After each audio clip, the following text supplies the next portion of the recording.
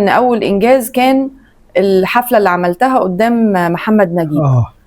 ايه الانجازات اللي اتعملت في ال10 سنين التانية لحد سن ال20 سنه؟ لما خدت دبلوم الموسيقى العربيه او الثانويه الموسيقيه، فبدات اشترك مع الفرقه الذهبيه بقياده صلاح عرام. ده كان سنك 18 سنه تقريبا. سنه كام فاكر؟ سنه 58 تقريبا، يعني 58. يعني انت كان عندك 16 سنه تقريبا في الفتره دي.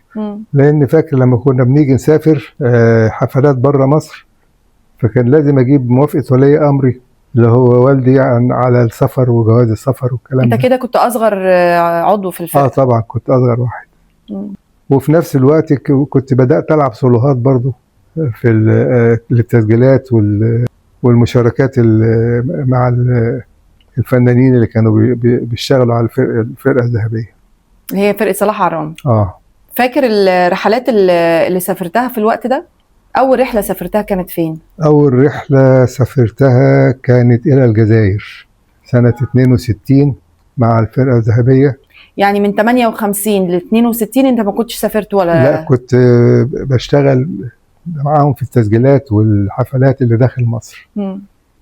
في 62 سافرت معاهم للجزائر. كان عندك 20 سنه؟ تقريبا. كان ايامها الفنان عبد العزيز محمود وشكوكو تقريبا هم اللي كانوا متصدرين الحفله او الحفلات اللي عملناها هناك. تحكي لنا عن التجربه بتاعت السفر دي، اول رحله بره مصر، احساسك كان ايه وعملت ايه وايه الحاجات اللي انت مريت بيها في الوقت ده؟ لا طبعا كنت سعيد جدا، اول مره اطلع بلد غير مصر لممارسه العزف ومشاركه الاوركسترات اللي كانت في الفتره دي، وفي نفس الوقت كانت خبره. يعني الحياه في نفس الوقت اللي انت بتمارسي فيه العمل بتاعك بتستفيدي خبره، بتستفيدي بتعرفي ايه المميزات اللي انت بتتميزي بيها وايه السلبيات اللي ممكن تتجنبيها بعد كده. فاكر موقف من حصل لك في الرحله دي ولا ما كانش فيه مواقف؟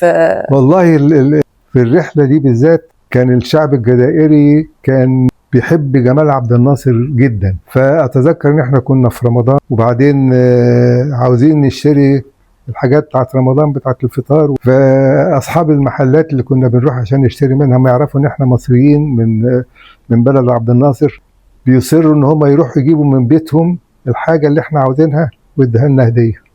فده كان تقييم يعني للاحساس المتبادل يعني بين الشعبين المصري والجزائري.